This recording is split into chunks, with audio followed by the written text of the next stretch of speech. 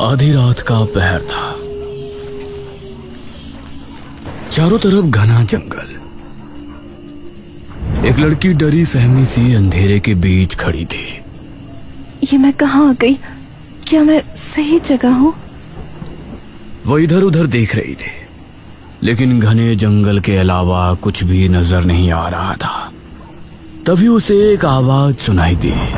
यह आवाज सुनकर वो अचानक से डर गई और झाड़ियों के बीच जा छिपी।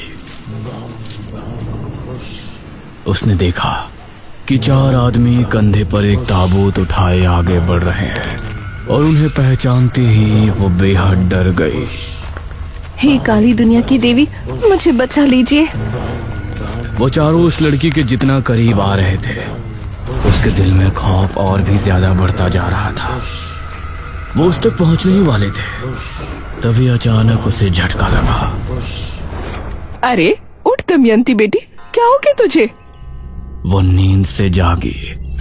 उसने देखा कि उसकी माँ उसे जगा रही थी और वो पूरी तरह से पसीनों से भीगी थी। हाँ, हे भगवान, शुक्र है सपना ही था। ये रोजाना सोते समय क्या हो जाता है तुझे? पता नहीं माँ, क्यों रोज रोज एक ही सपना आता है, पता नहीं क्यों। दमयंती बिस्तर से उठी और फिर उसने अपने माँ बाप के साथ नाश्ता किया। उसके पिता एक किसान थे और खेती करके ही वो अपने और अपने परिवार का घर चलाते थे। एक शाम उसके पिता खेतों से वापस नहीं लौटे और शाम हो चली थी। ये कहाँ रह गए? मुझे बहुत चिंता हो रही है इनकी। माँ, मैं पिताजी को देखकर आती हूँ। अच्छा ठीक है बेटी, चल मैं भी तेरे साथ चलती हूँ। नहीं माँ, मैं चली जाऊंगी। आपके घुटनों में पहले ही दर्द है, आप यहीं आराम कीजिए। संभल के जाना बेटी। दमयंती अपने पिता को ढूंढने के लिए घर से निकली और खेतों की तरफ चली गई। वो खेतों में पहुंची तो सुनसान रास्ता और घना अंधेरा देखकर उसे डर लगने लगा।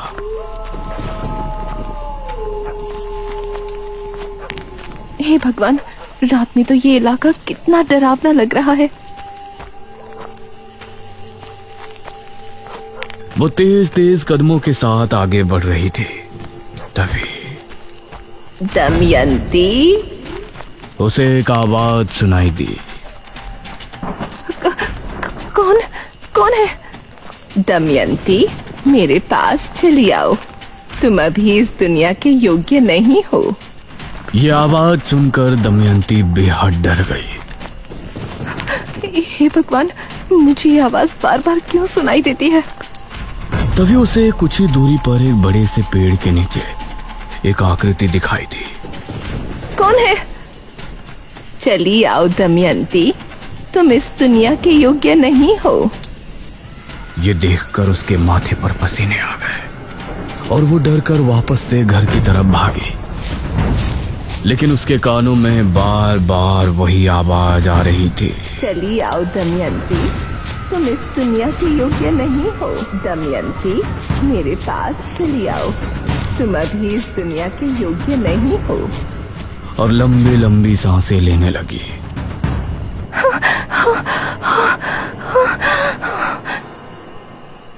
अरे दमयंती बेटा, क्या हुआ? माँ, माँ।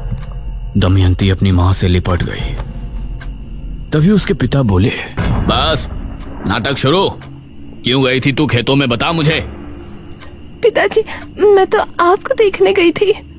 तू चुप कर। पता है मुझे, तुझे बस बाहर जाने का बहाना चाहिए। गई होगी अपने किसी प्रेमी से मिलने। नहीं जी, ये आपको ही देखने गई थी। ये आप क्या कह रहे हैं? तू चुप कर। तूने ही पैदा किया है इसको। अगर बेटा पैदा करती तो मेरा काम में हाथ बटाता। इसकी तरह मुसीबत नहीं पैदा करता। दमयंती अपने पिता के स्वभाव से बहुत दुखी थी। दिन में बाप के ताने और रात में उसे रोजाना वही सपना आता था, जिसमें 4 लोग कंधे पर ताबूत उठाए घूम रहे होते थे। दिन और रात उसे कभी सुकून नहीं था। उसी समय गांव में भी अजीब सी घटनाएं घटने लगी थी।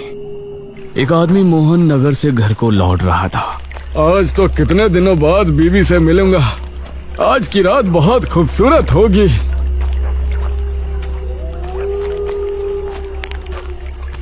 नौजवान, जरा इधर देखो। यह आवाज सुनते ही मोहन ने पीछे पलट कर देखा। उसने पाया कि पीछे भड़कीले कपड़े पहने एक लड़की खड़ी है। गोरा मखमली बदन, काले घने बाल, वो कोई अप्सरा लग रही थी। उसके चेहरे पर नकाब लगा था। इसके बावजूद उसकी नीली आंखें मोहन के दिल पर किसी तेज खंजर से ही गहरा हमला कर रही थी। कौन हो तुम? मेरे करीब आओ मोहन, अपनी पत्नी को भूल जाओगे। ये सुनकर मोहन के चेहरे पर मुस्कान छलक आई और वो भागकर झट से उस लड़की के गले लग गया। वो उसकी कोमल कमर पर हाथ फेर रहा था। तभी उस लड़की ने भी उसे कसकर गले लगा लिया। तभी मोहन को उसके शरीर की गर्मी महसूस हुई। तुम इतनी गर्म कैसे हो रही हो? ये कहते हुए वो उससे अलग हुआ तो अब उस लड़की की आंखें लाल चमक रही थी। ये देखकर मोहन का दिल दहल उठा और उसकी चीख जंगल में गूंज कर रह गई।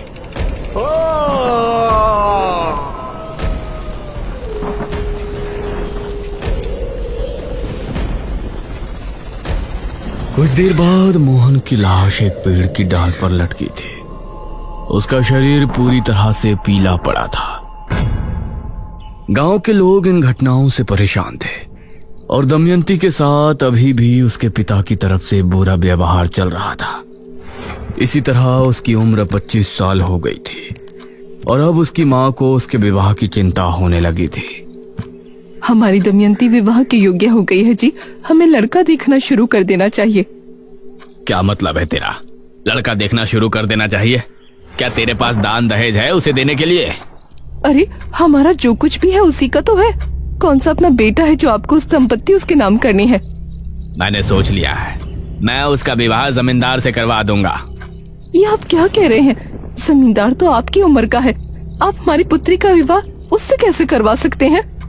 ये सब दमयंती अपने कमरे से सुन रही थी और मन ही मन वो अपने आप को कोस रही थी। मैंने उससे बात कर ली है, वो विवाह भी करेगा और हमें 50,000 स्वर्ण मुद्राएं भी देगा।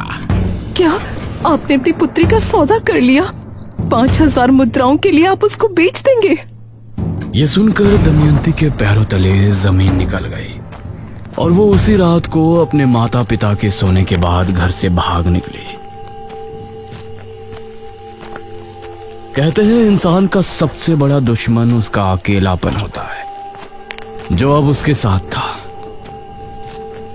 जिन अंधेरों से उसे डर लगता था अब वो उसका सामना कर रही थी।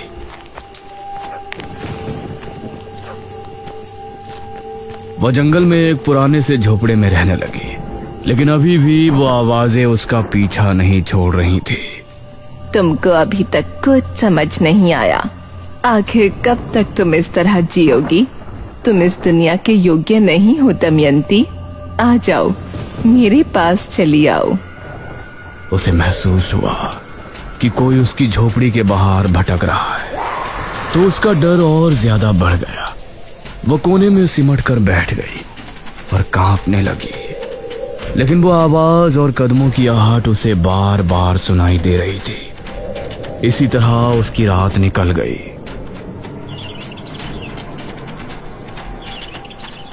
मैं यहाँ नहीं रह सकती।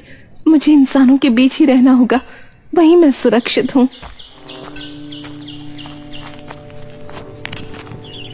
इसी सोच के साथ दमयंती उस समय विजयनगर के राजा भीम सिंह के यहाँ हाजिर हुई। उसे देखकर महाराज के मन में अजीब भावनाएं उत्पन्न होने लगीं। सुंदरी, कौन हो तुम? दमयंती ने महाराज को अपनी पूरी जीवन गाथा सुनाई, जिसे सुनकर महाराज को बहुत आश्चर्य हुआ। दमयंती, हमें बहुत अफसोस है कि आपके साथ इतना कुछ हुआ, सिर्फ इस वजह से कि आप कन्या हैं। इतना कुछ होने के बाद भी आपने कोई गलत कदम नहीं उठाया। हम आपकी सराहना करते हैं और आपको अपने महल में रहने का प्रस्ताव रखते हैं। ये सुनकर दमयंती बहुत खुश हुई। महाराज की जय हो, महाराज भीम सिंह की जय हो। दमयंती को महाराज ने कक्ष दे दिया और वो उसमें आकर बहुत खुशी थी। कितने न्यायप्रिय राजा है भीम सिंह। जहाँ हमारे पिता ने हमें उनके घर में बोझ समझा, वहीं महाराज ने मुझे अपने इतने बड़े महल में जगह दे दी। ये तुम्हारी गलत सोच है दमयंती। तुम इस दुनिया के योग्य नहीं हो। मेरे पास चली आओ। ये आवाज सुनकर दमयंती ने अपने कानों पर हाथ रख लिया। नहीं। तभी उसके दरवाजे पर दस्तक हुई। दमयंती जी। उसने उठकर दरवाजा खोला तो एक सिपाही सामने खड़ा था। दमयंती, तुमको महाराज ने बुलाया है। क्या महाराज ने हमें बुलाया है इतनी रात में? जी, जल्दी चलिए वरना वो क्रोधित हो जाएंगे। ये सुनकर दमयंती उस सिपाही के साथ कक्ष से निकली और महाराज के कक्ष में पहुंची, जहां महाराज मदिरा पान कर रहे थे। आओ दमयंती, आओ, बैठो। ये सुन दमयंती उनके सामने जाकर बैठ गई। दमयंती, हमने तुमसे ज्यादा खूबसूरत कन्या अपने पूरे जीवन काल में नहीं देखी। महाराज, हमने भी आपके जैसा कोमल हृदय पुरुष अपने जीवन काल में नहीं देखा। हम सोच रहे थे आपको अपनी रानी बनाए, लेकिन ये क्या महाराज, ये आप क्या सोच रहे हैं? अगर आपकी जाति ऊंच होती तो हम आपको रानी बना लेते। महाराज, मैं आपकी दासी बनके ही खुश हूँ। मुझे रानी बनने का कोई लोभ नहीं। अवश्य, आप हमारी मुख्य दासी हैं। ये कहकर महाराज ने उसका हाथ पकड़कर उसे अपने करीब खींच लिया। महाराज, ये आप क्या कर रहे हैं? महाराज ने दमयंती को कसकर गले लगा लिया। तुम हमारी दासी हो, एक दासी का कर्तव्य पूर्ण कीजिए। ये सुनकर दमयंती हैरान रह गई। उसकी चीखें कक्ष के बाहर तक जा रही थी। नहीं, छोड़िए मुझे, छोड़िए, नहीं। और उसके बाहर खड़ा पहरेदार भी उनको सुनकर मुस्कुरा रहा था।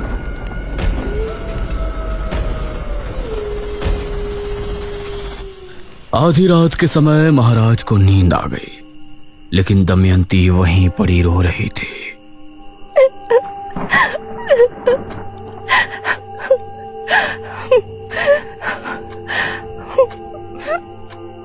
उसने एक बार महाराज की तरफ गुस्से से देखा और फिर बाहर निकली। उस समय बाहर खड़ा पहरेदार भी सो गया था। अब दमयंती महल से भी चुपचाप निकल आई, लेकिन अब उसे समझ नहीं आ रहा था कि वो कहाँ जाए। वो आंसू बहाती हुई सुनसान रास्ते से आगे बढ़ रही थी। तभी उसे कुछ याद आया। सही थी तुम। मैं इस दुनिया के योग्य नहीं हूँ। कोई मुझे कुछ नहीं समझता। मुझे तुम्हारी जरूरत है। मुझे पता था कि तुम एक दिन मेरी पुकार जरूर सुनोगे। हाँ, अब मुझे समझ आ गया है, लेकिन अब तुमको भी मेरे सामने आना होगा। कहाँ हो तुम? जहाँ तुम हो उससे दक्षिण दिशा में कुछ कदम की दूरी पर शमशान भूमि से 2 कोस दूर मैं तुम्हारा इंतजार कर रही हूँ। दमयंती दक्षिण दिशा में रवाना हुई।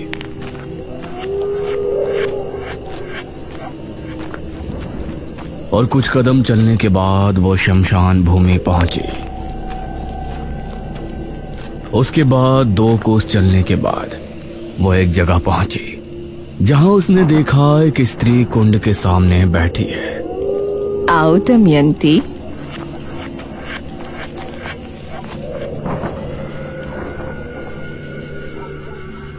कहिए, आप मुझे कैसे जानती हैं? आपकी आवाज मुझ तक कैसे पहुंचती थी? वो सब मेरी शक्तियों का असर था। मैं एक सिद्ध तांत्रिका हूँ। मुझे तुम्हारी जरूरत है और तुमको मेरी।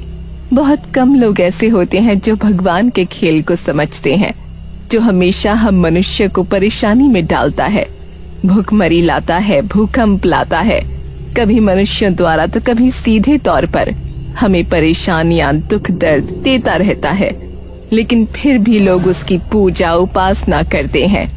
लेकिन मुझे पता था कि तुम एक दिन उसकी चालाकी समझ जाओगे और मेरे पास जरूर आओगे। हाँ, मुझे नफरत है इंसानों से, मुझे हर एक मर्द से नफरत है। मेरे पिता मुझे बोझ समझते थे और जिस राजा ने मुझे अपने महल में पनाह दी, उसने मेरे साथ वो किया जो उसे शोभा नहीं देता। और ये सब मेरे साथ तब हुआ जब मैं भगवान को बहुत कुछ समझती थी। लेकिन अब मुझे भगवान में विश्वास नहीं है, नहीं है वो। बहुत अच्छे। लेकिन तुमको मेरी मदद करके क्या मिलेगा? तुमने मुझे ही क्यों चुना? मेरी उम्र 30 वर्ष हो गई है। अब मुझे एक महाविद्या करने के लिए एक शिष्य की जरूरत है। अगर तुम मेरी शिष्य बनकर मेरी बताई विद्या की क्रिया संपन्न करने में मेरी मदद करोगे तो तुम्हारे अंदर अपार शक्तियाँ आ जाएंगी और मेरी शक्तियाँ दोगुनी हो जाएंगी। मैं करूँगी जो आप कहेंगे, मैं सब करूँगी। ये सुनकर तांत्रिका के चेहरे पर मुस्कान झलक आई। जा, मेरी उस कुटिया में जा और जो वस्त्र वहाँ रखे हैं उन्हें धारण करके आ। उसके कहने पर दमयंती उसकी कुटिया में गई और कुछ देर बाद बाहर निकली। उसके द्वारा दिए गए कपड़े काफी भड़कीले थे। शैतान को खुश करना है तो ऐसे वस्त्र धारण करना स्वाभाविक है। हैरान ना हो, अपनी आंखें बंद कर लो। दमयंती ने अपनी आंखें बंद कर ली और फिर तांत्रिका ने महामंत्रों का जाप शुरू किया। वो कई बड़े बड़े मंत्रों को पढ़ती और उनके पूरा होते ही दमयंती के शरीर पर अभिमंत्रित जल डालते। सर्दी के मौसम में ठंडा पानी दमयंती के कोमल दमकते शरीर पर पड़ता तो वो सिहर उठती, लेकिन वो अपनी जगह पर आंखें बंद किए बैठी थी। इसी तरह 3 रातों तक उस तांत्रिका ने दमयंती का जल नहान किया और फिर उसने दमयंती को एक बड़ा सा पत्र दिया। इस मंत्र को याद कर लो। मंत्र बड़ा है लेकिन इसको तुम्हें पूरा याद करना है। दमयंती मंत्र को याद करने में लग गई।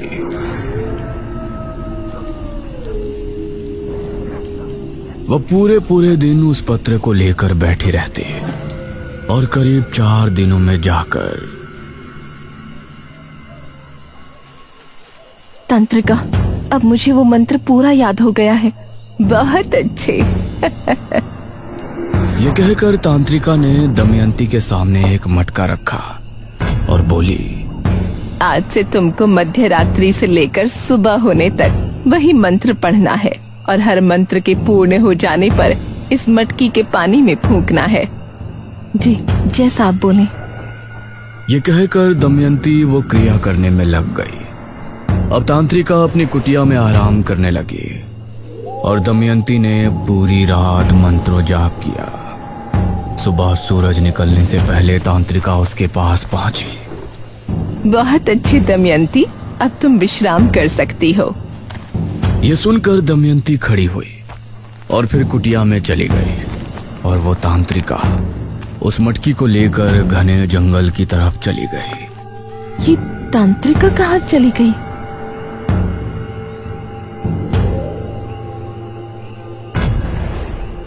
अब दमयंती इसी तरह से रोजाना मंत्रों को जाप करके मटके में फूंकती और फिर तांत्रिका उसे उठाकर जंगल की तरफ चली जाती। और ये देखकर न जाने क्यों दमयंती के दिल में सवाल उठ रहे थे। ये तांत्रिका आखिर रोजाना जाती कहाँ है?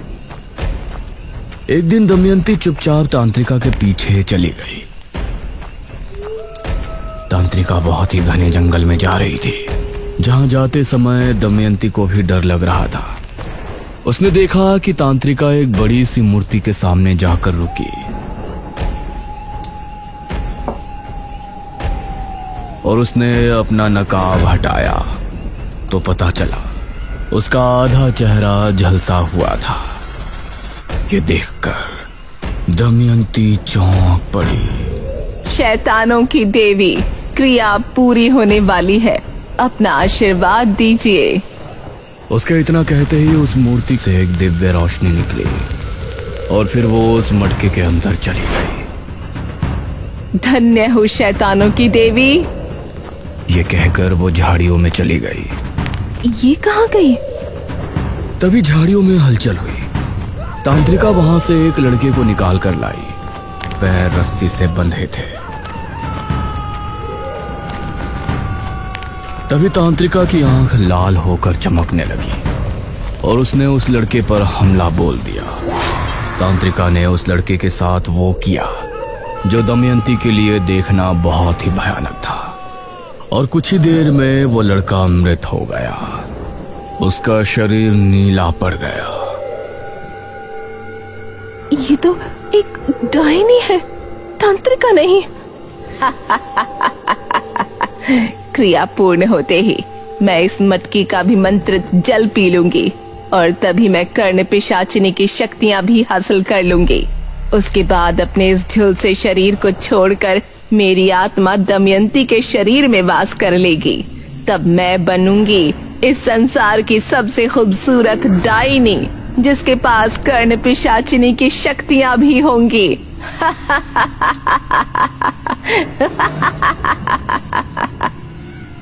ये सुनकर दमयंती के पैरों तले जमीन निकल गई। वो वहां से भागी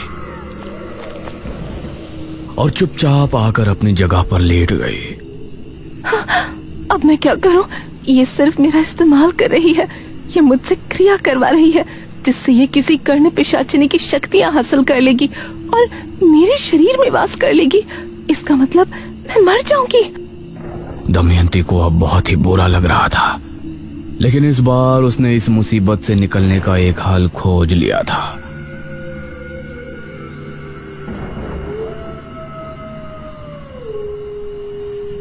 वो अगली रात भी क्रिया करने के लिए पहुंची। आज की क्रिया पूर्ण होते ही तुम्हारे अंदर अपार शक्तियां आ जाएंगी और मुझे हासिल होंगी कर्ण पिशाचिनी की शक्तियां। आज की रात भी उतनी ही लगन से क्रिया करना दमयंती। ये कर्ण पिशाचिनी कौन होती है? कर्ण पिशाचिनी में वो शक्ति होती है कि वो सामने मौजूद इंसान के मन की बात सुन सकती है और किसी इंसान को देखकर उसका भूतकाल भी जान सकती है। यह सुनकर दमयंती ने कुछ सोचा और फिर क्रिया करने बैठ गई, जो कि आखिरी रात थी। आज रात तांत्रिका को भी नींद नहीं आ रही थी।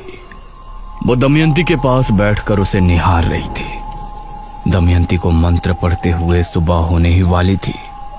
तभी डायनी खुश होते हुए खड़ी हुई और दमयंती की तरफ बढ़ी।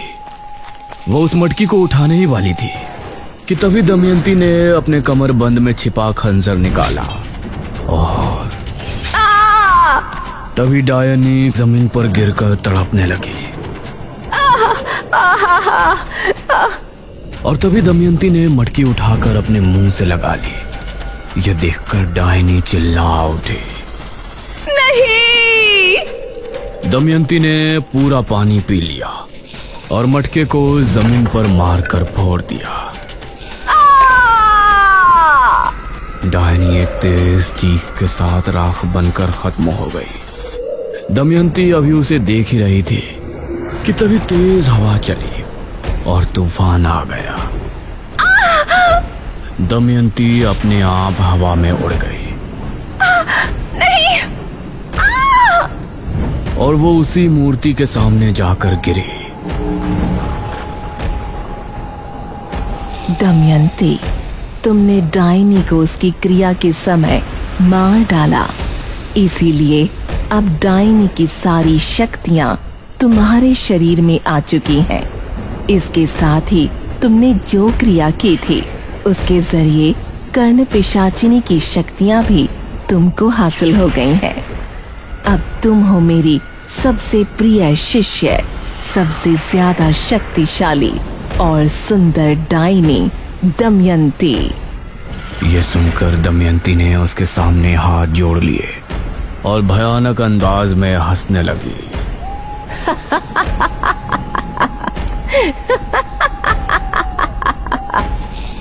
दमयंती के साथ आगे क्या होगा और उसका निशिर मोलो के साथ क्या संबंध है, ये जानने के लिए बने रहिए ताबूत के अगले भाग में भी।